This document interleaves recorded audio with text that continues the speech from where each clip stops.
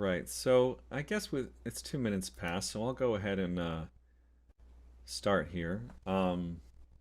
So community prayer is held each Wednesday during the fall and spring semesters at 12 p.m. Eastern, and it's either remote on Zoom or in person on campus with a live stream feed. And it's approximately 30 minutes, and it's followed by Holy Grounds, which is a time for informal conversation focused on the theme of the community prayer for the week. Once a month, there will be a community meal offered after the in person community prayer, and an effort will be made to provide kosher, halal, and vegan options. Everyone is invited. Community prayer offers the university the opportunity to gather together for spiritual support. The format and focus of the service will change and take the shape of the particular tradition of the community prayer leader each week. Attendees who do not identify with the tradition being celebrated in a week are encouraged to attend and be participant observers as their comfort level allows. Participants from any and non-religious traditions are welcome. Please join the session for a time of learning, reflecting, and praying. And today, our guest speaker is Alyssa Lee. Alyssa is the minister at the Brookfield Unitarian Universalist Church in Brookfield, Massachusetts, which is the church that I attend, so I'm very happy Alyssa could join us today. Before becoming a UU minister, Alyssa served as an attorney, mediator, and civil rights officer for a number of agencies in Oklahoma, and currently she resides in Hudson, Massachusetts with her husband and 7-year-old son. Okay, and now I will pass the mic over to Alyssa. Hi, thank you all so much for having me here. It's a real pleasure, and thank you for allowing me to do this over Zoom. It's such a gift. So I just wanted to introduce a little bit about what I'll be speaking about today, and then I'll go into a reading and then go into the message.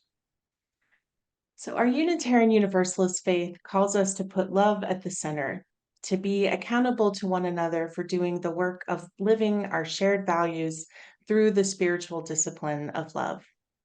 So that may sound easy in theory, but it can often be difficult in practice, especially when we are faced with those who would oppress us or the people we care about, or when we feel like we're losing hope or are overwhelmed by all the world is demanding from us. How do we find the spiritual reserves to put that love into action? To demonstrate that the boundary of our love is not decided by someone else's anger or resentment, but is instead driven by our own deep empathy and a call to create and maintain the kind of world we want the young people in our lives to inherit.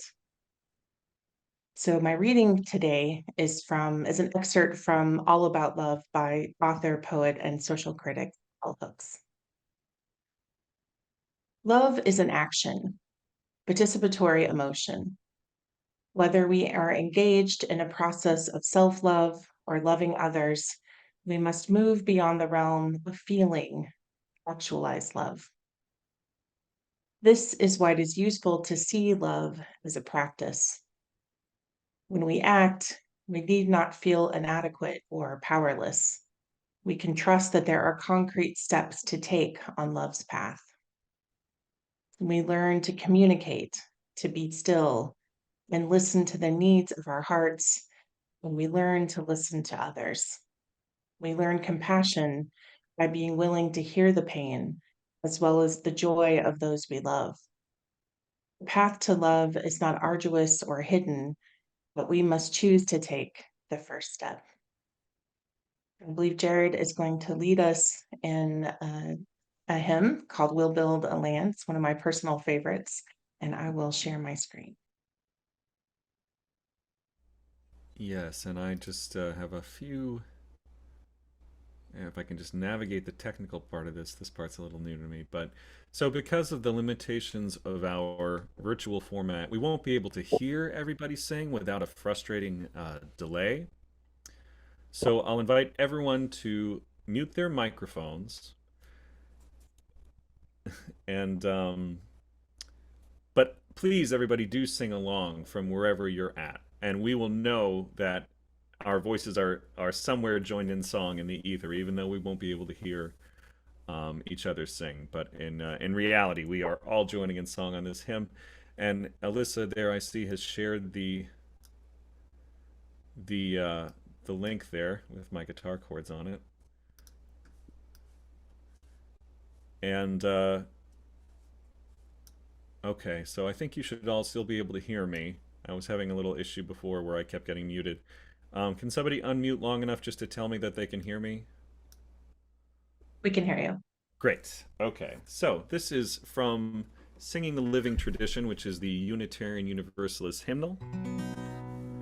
And again, please do join me in song. I'll be able to feel it somehow, I'm sure. We'll build a land where we bind up the broken. We'll build a land where the captives go free, where the oil of gladness dissolves all mourning. Oh, we'll build a promised land that can be. Come build a land with sisters and brothers, anointed by love, may them create peace, where justice shall roll down like water, and peace like an ever-flowing stream.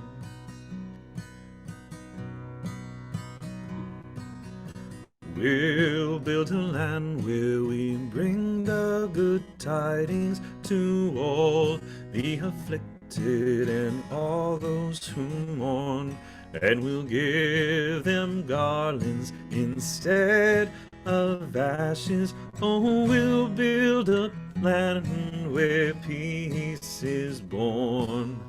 Come build a land with sisters and brothers, anointed by love, may them create peace, where justice shall roll down like waters, and peace like an ever-flowing stream.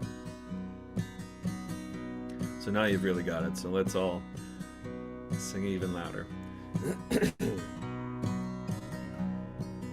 We'll be a land building up ancient cities, raising up devastations from old, restoring ruins of generations. Oh, we'll build a land of people so bold. Come build a land with sisters and brothers, anointed by love, may them create peace, where justice shall roll down like water, and peace like an ever-flowing stream.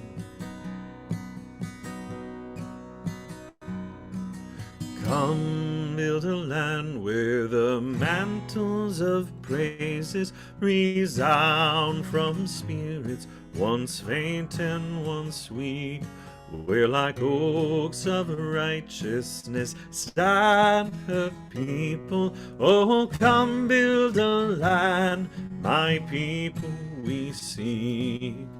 Come build a land with sisters and brothers, anointed by love, may them create peace, where justice shall roll down like waters, and peace like an ever-flowing stream.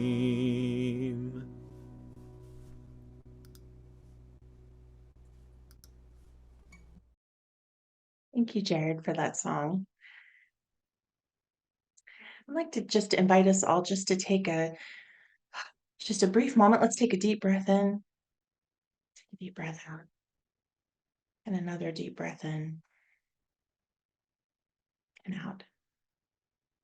And just take a moment, maybe take a minute, and we'll just rest in the stillness of this moment and of this day, and think about the kind of land that we want to create, one centered in love.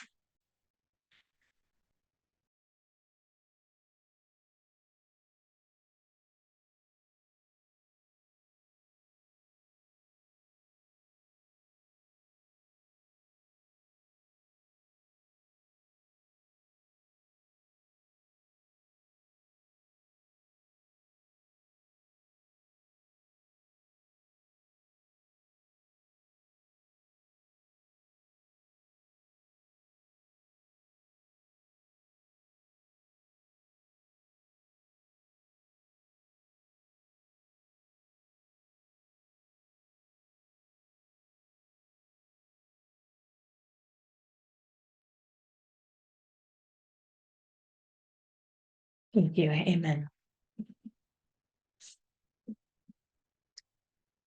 So, a year or so ago, my husband and I took our then 6-year-old son to the American Heritage Museum, which is a military museum located just outside of Hudson, Massachusetts, where we live. They have military memorabilia from World War I to the current day. And we thought he would love seeing all the tanks and big trucks. But instead, as many parents can, I'm sure, relate, he had the exact opposite reaction of what we were expecting. He was terrified, clung to his dad, and he asked to leave. And I realized in that moment that we had never told him about war, and he didn't know about the Holocaust or the Vietnam War. His life had been perfectly sheltered from so many of the terrors that growing up in this world can bring. And I struggled with how to explain it all, especially as the reality of almost 100 years of human suffering was just there on display for him.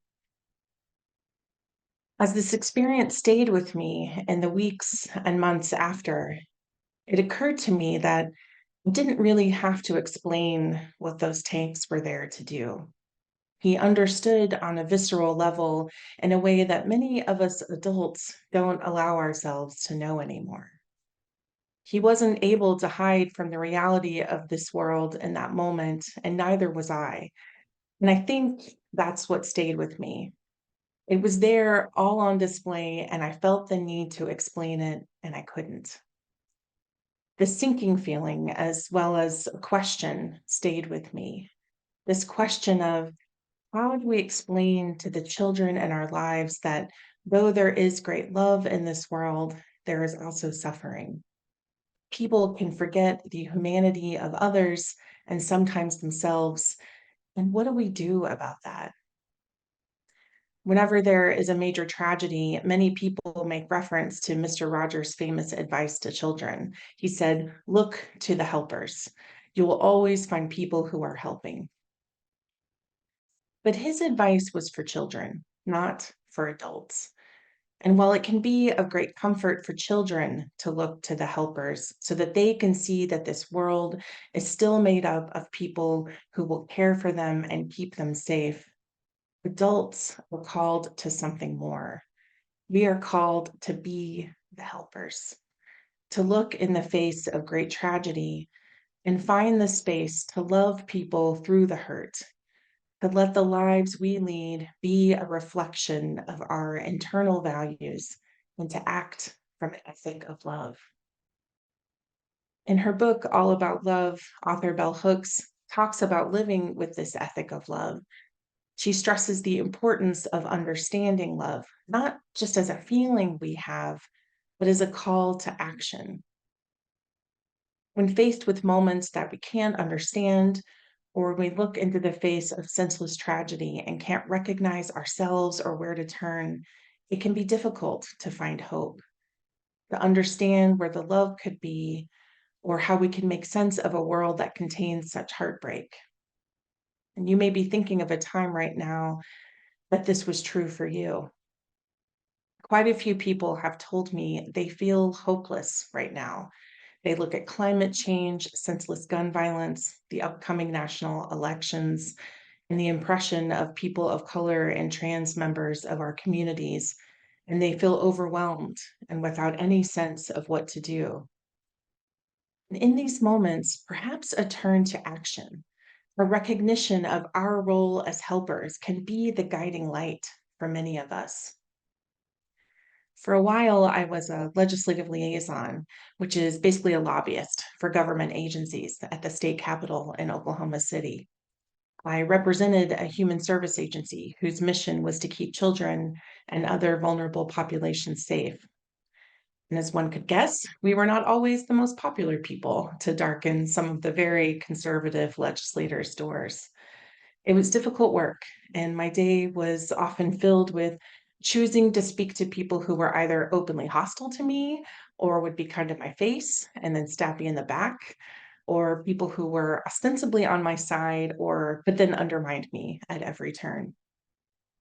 I sat through hours of committee meetings and watched legislators work to undermine the rights of women and LGBTQIA members of my community, as well as take actions that I thought would make the world less safe or education less accessible for the children in my community. And one might presume that this was soul sucking work that left me depleted and empty at the end of the legislative session, but it wasn't. Though it was hard and I had to swallow many of my feelings, having a purpose made a difference. It somehow made it all easier. And I'm sure there are many amongst you, teachers, medical professionals, social workers, and numerous other caregivers for the most vulnerable in our communities who recognize this feeling that the world is hard. Maybe I can work to make my little corner of the universe a little less difficult. And that to me is the core of how we take care of the most vulnerable in our society, as well as what we are called to teach the children amongst us. We teach them that love is an action that we choose to take rather than always a feeling. We can choose to see the inherent worth and dignity in others, and we can choose how we manifest that sense of understanding into being. I believe that there are three fundamental facets of putting that love into action. First is to identify our empathy, and with that, recognize the humanity in everyone we encounter. Second, it is to do the internal work necessary to ensure we have the proper vision before acting. And of course, third is the action itself.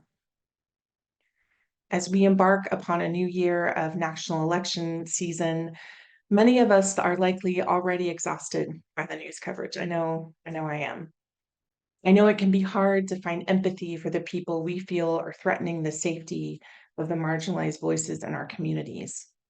I can tell you, being from Oklahoma, it was difficult to read comments online made by people in more progressive states saying we basically brought it on ourselves with who we were electing. We were feeling the deepest sting of what was happening where we live, and many of us were working every day to fight it. And we felt abandoned, or at the very least misunderstood by many people in the rest of the country. Some empathy and perhaps words of encouragement would have likely done wonders for our capacity to just keep going.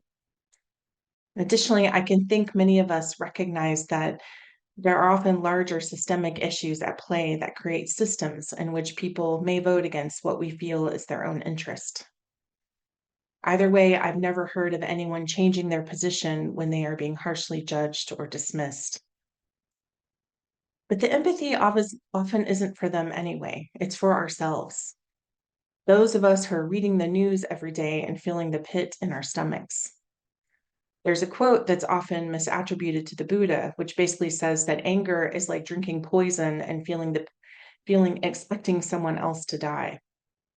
There's a reason this quote is often misattributed to a number of speakers throughout the ages, because it often rings true for many of us.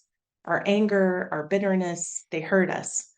And often because we are blinded by that anger and sometimes unwilling to compromise or find empathy because of it, we can hurt the very people we're trying to help. Perhaps living within an ethic of love and leading with empathy in our interactions with others can be an antidote to that poison.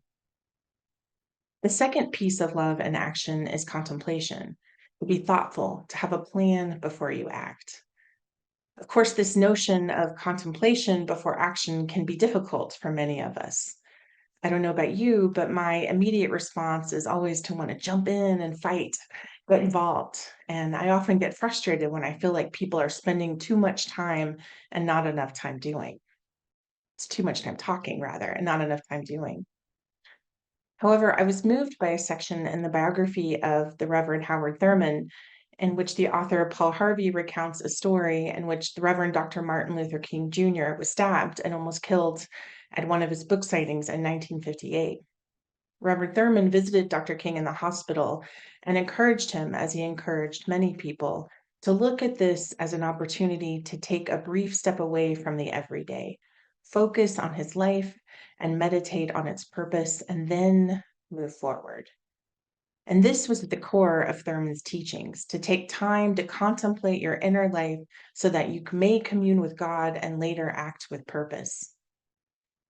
In addition to being able to act with precision and purpose, there's also an internal resilience that we need to manifest.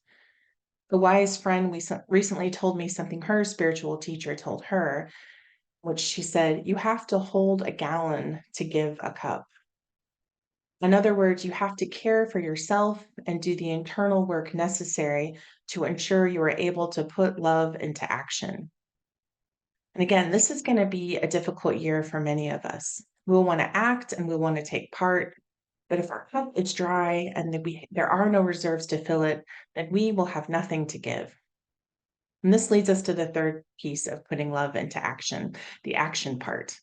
Because giving, helping, especially when times are tough, can be a spiritual practice as much as any. What we do in our community and how we act towards others shapes our inner lives more than we sometimes believe or even recognize. How many times have you volunteered somewhere and come away from it learning more than you likely taught others? Have you gone to a community event or helped someone who could use a hand and felt a tiny piece of your soul was liberated in the process? I know I have. When we live our lives with a focus on fierce love and action that we can share with our families, friends, and communities, we decenter ourselves and our hangups and fears and inch ever closer to the beloved community that Reverend Dr. King spoke about so many decades ago. But this notion of living in love rather than fear is a difficult one. Personally, I'm living with a lot of fear right now. I think many of us are.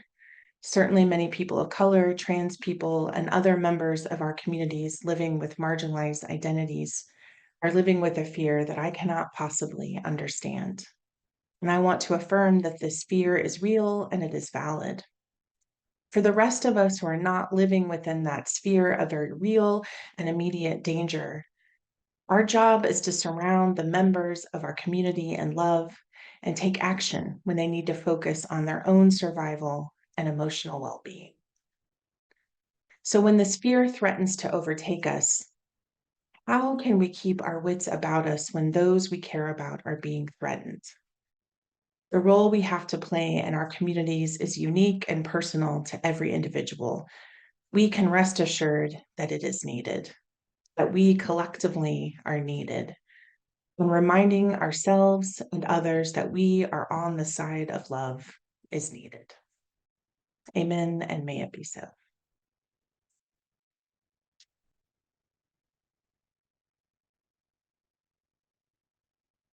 We'll turn it back over to Jared, possibly. Is that what is next on the agenda? Thank you, Alyssa, for sharing that. I had the opportunity, I think, to hear that sermon once before and enjoyed it very much. And I enjoyed it again. I got more things out of it this time. So this is typically the time that we set aside for an open conversation.